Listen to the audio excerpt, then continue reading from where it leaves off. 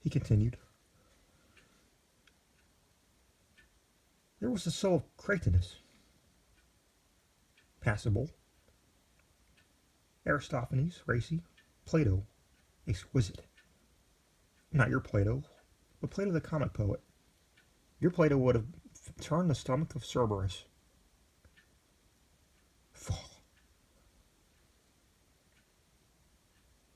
Then let me see, there was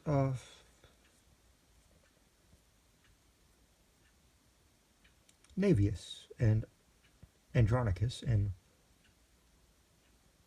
Plautus and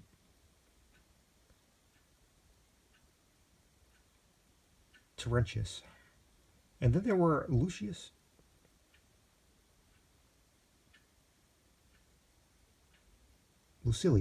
yeah, and Catulus and Naso and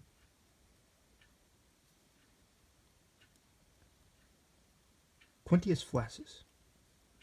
Dear Quinty, as I called him, when he sung Seculaire for my amusement, well, I toasted him in pure good humor on a fork. But they don't flavor, these Romans.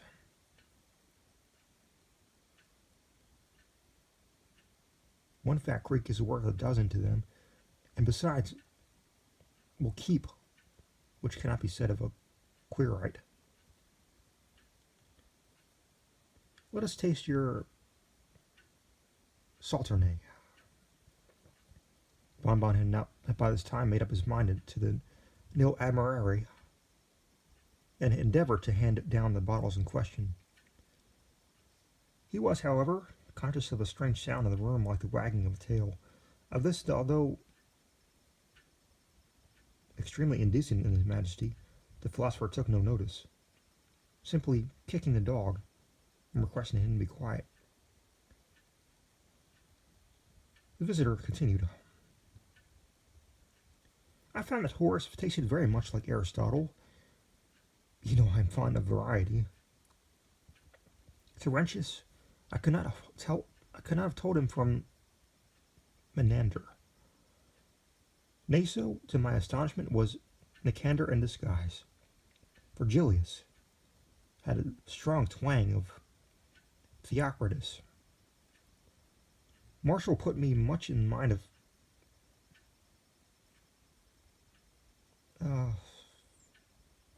Archilochus. And Titus Livius was positively Polybius and none other.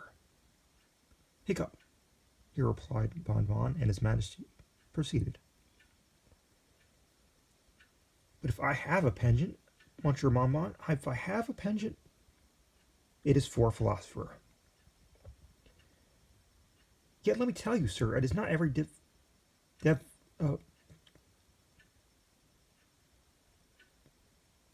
is not every gentleman who knows how to choose a philosopher. Long ones are not good, and the best, if carefully shelled, are apt to be a little rancid on account of the gall. Shelled? I mean taking out of the carcass. What do you think of a physician? Don't mention them. Ugh. Ugh. Here His Majesty retched violently. I never tasted but one, that rascal Hippocrates. Smelt of asphyxia.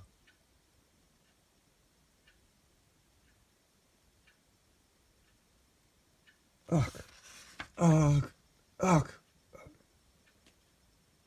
Caught a wretched cold, washing him in the Styx.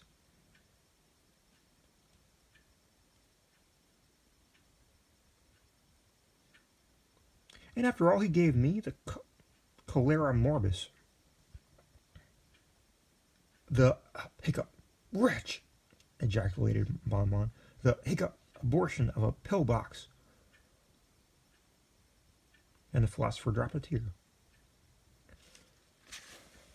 After all, continued the visitor, after all, if a gentleman wishes to live.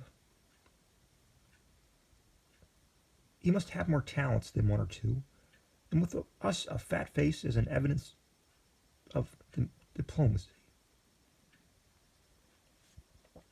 How so? Why, we are sometimes exceedingly pushed for provisions. You must know that in a climate so sultry as mine, it is frequently impossible to keep a spirit alive for more than 2 or 3 hours, and after death, unless pickled immediately, and a pickled spirit is not good.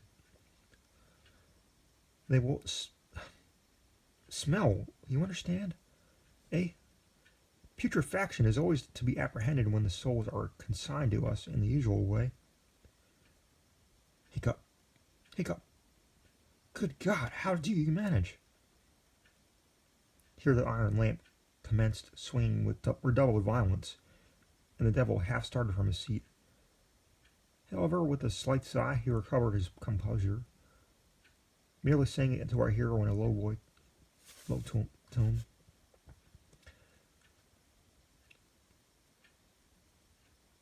I'll tell you what, Pierre Bonbon, we must have no more swearing. The host swallowed another bumper, but by way of denoting thorough comprehension and acquiescence, and the visitor continued.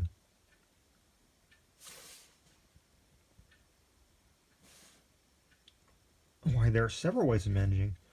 The most of us starve, some put up with the pickle. For my part, I purchase my spirits vivant corpe,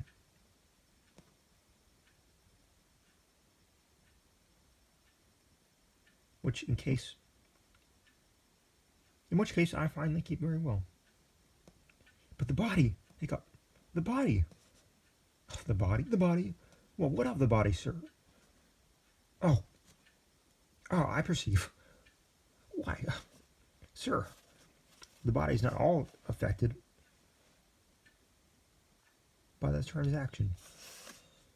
I've made innumerable purchases of the kind in my day, and the parties never experienced any inconvenience.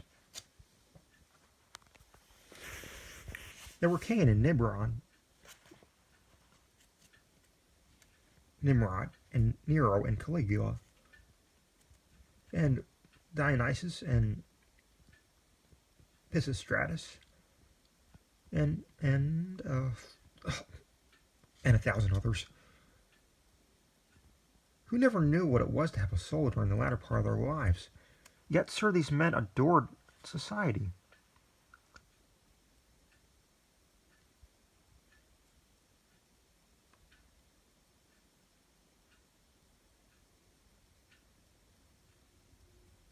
Why, isn't there now whom you know as well as I? Is he not in possession of all faculties, mental and corporeal? Who writes a keener epigram? What reasons? Who reasons more wittily? Who but stay I have his agreement in my pocketbook? Thus saying, he produced a red leather wallet and took from it a number of papers. Upon some of these, Bonbon caught a glimpse of the letters. Macamaza, Robespierre, with the words Caligula, George, Elizabeth. His Majesty selected a narrow slip of parchment, and from it read aloud the following words. In consideration of certain mental endowments, which it is unnecessary to specify, and further consideration of 1,000 louis d'or, I being aged 1 year and 1 month, do hereby make over to the bearer of this agreement all my right, title, and appurtenance in the shadow called my soul. Signed, A. Here His Majesty repeated a name which I do not feel myself justified in indicating more unequivocally. A clever fellow that, resumed he, but like you, Monsieur Bonbon, he was mistaken about the soul. The soul a shadow, truly, the soul a shadow. Ha, ha, ha, ha. He, hoo, hoo, hoo. Only think of a fricasseed shadow. Only think, hiccup, of a fricasseed shadow, exclaimed our hero, whose faculties were becoming much illuminated by the profundity of his Majesty's discourse. Only think of a hiccup, fricasseed shadow.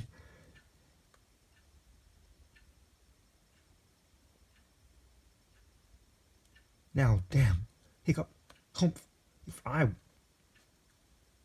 would have been such a hiccup, nincompoop, my soul, Mr.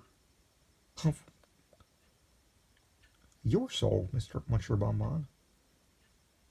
Yes, sir, hiccup, my soul is what, sir? No shadow, damn. Do you mean to say? Yes, sir, my soul is hiccup, humph. Yes, sir. Did you not intend to assert?